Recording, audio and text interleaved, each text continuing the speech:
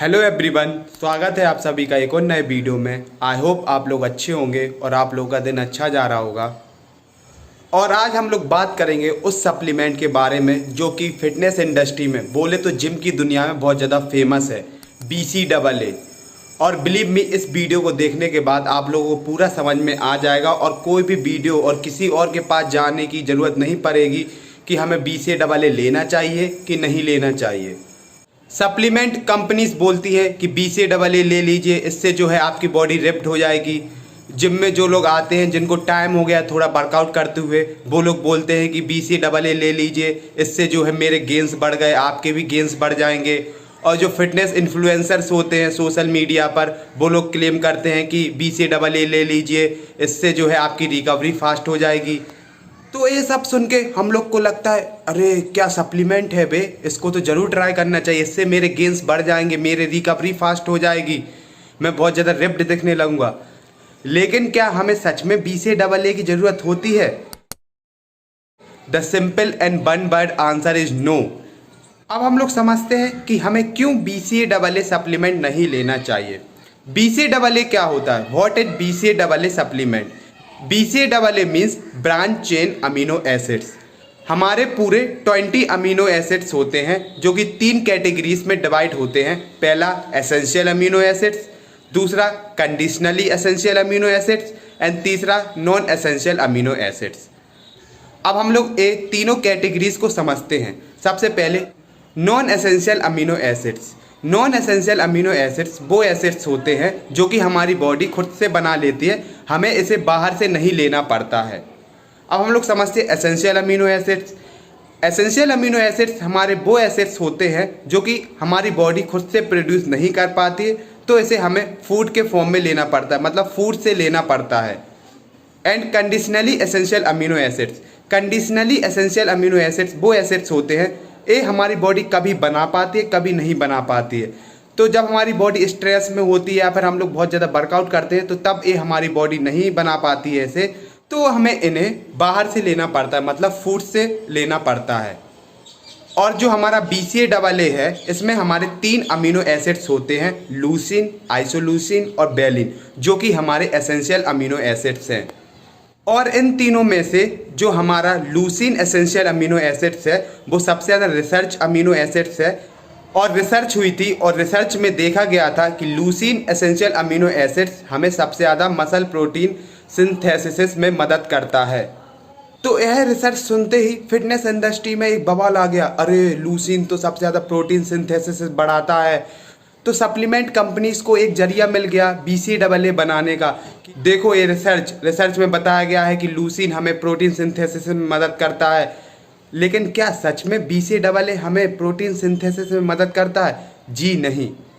Because of these 3 reasons. अब हम लोग वो रीजन समझते हैं। पहला रीजन, सिर्फ लूसीन हमें मसल बिल्डिंग में मदद नहीं कर सकता है। मेरे कहने का मतलब सिर्फ लूसीन एसेंशियल अमीनो एसिड हमें मसल बिल्ड करा के नहीं दे सकता है, और ना ही सिर्फ लूसीन, आइसोल्यूसिन और वेलिन अकेले ये तीनों अमीनो एसिड्स हमें मसल बिल्ड करा के नहीं दे सकते हैं, जो कि BCAA में पाए जाते हैं। हमें मसल बिल्डिंग करने के लिए पूरे जो हमारे 20 अमीनो एसिड्स हैं, एसेंशियल अमीनो एसिड्स और नॉन एसेंशियल अमीनो एसिड्स, पूरे 20 अमीनो एसिड्स की ज़रूरत पड़ती है। तो हमें मसल बिल्डिंग के लिए पूरे 20 अमीनो एसिड्स लेने पड़ते हैं जो कि हमें होलसम फूड से ईजिली मिल जाते हैं। सेकेंड रीज़न, लोगों को लगता है कि जैसे कि मैंने आपको बताया लूसीन पर जो है रिसर्च हुई थी, तो रिसर्च में देखा गया था कि ये हमारे प्रोटीन सिंथेसिस को बढ़ाता है। तो लोगों को लगता है कि जितना ज़्यादा हम लूसीन लेंगे उतना ज़्यादा हमारा मसल बिल्ड होगा।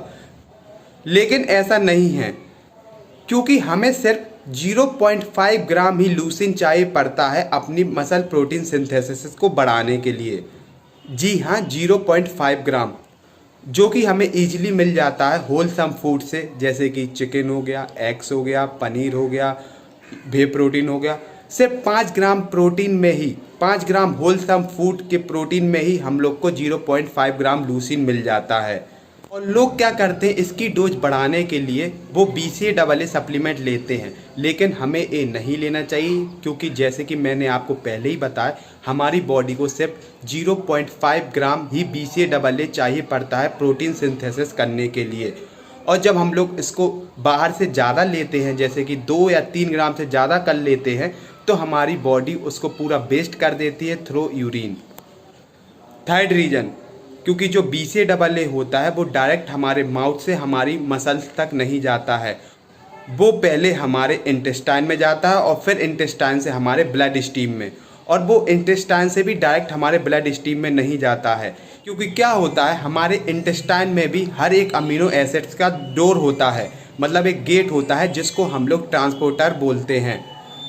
और अगर हम लोग BCAA ज़्यादा लेंगे तो क्या होगा, हमारी एक BCAA की एक लाइन बन जाएगी और जो डोर है वो ब्लॉक हो जाएगा।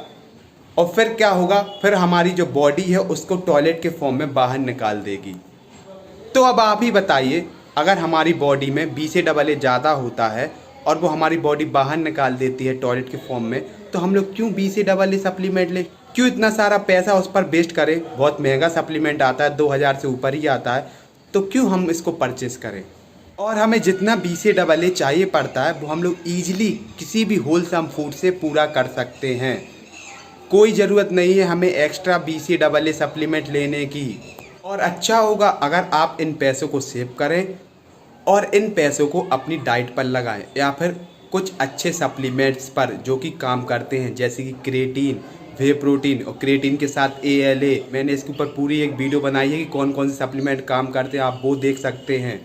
एंड लास्ट, अगर आप लोगों के मन में ये सवाल आ रहा है कि आप जो है BCAA को गलत बता रहे हो कि नहीं लेना चाहिए, जो इतने बड़े बॉडी बिल्डर्स हैं वो तो प्रमोट करते हैं, यूट्यूबर्स लोग भी प्रमोट करते हैं, तो सर या मैम मैं आपको बता दूं, वो लोग स्पॉन्सर्स किए जाते हैं, उन लोग को पैसे दिए जाते हैं प्रोडक्ट को प्रमोट करने के।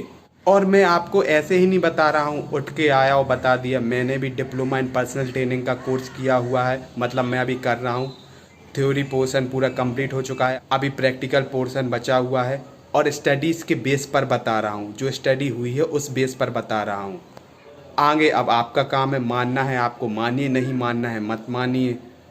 तो आई होप गाइस आप लोगों को यह वीडियो समझ में आई होगी और अच्छी लगी होगी। और अगर आप लोगों को वीडियो अच्छी लगी है तो प्लीज़ वीडियो को लाइक करें, शेयर करें अपने दोस्तों के साथ। जो लोग जिम जाते हैं और फालतू के सप्लीमेंट खरीदते हैं जैसे कि BCAA, उनको मना कीजिए। और उन लोग को समझ नहीं आता है तो इस वीडियो को भी शेयर कीजिए, जिससे कि उन लोग को भी पता चले कि क्यों ये हमें नहीं लेना चाहिए। और आप मुझे इंस्टाग्राम पे भी फॉलो कर सकते हैं। इंस्टाग्राम पे आप मुझसे फिटनेस रिलेटेड कोई भी क्वेश्चन पूछ सकते हैं, मैं उसका आंसर देने की पूरी कोशिश करूँगा। Thank you guys, keep supporting, bye bye.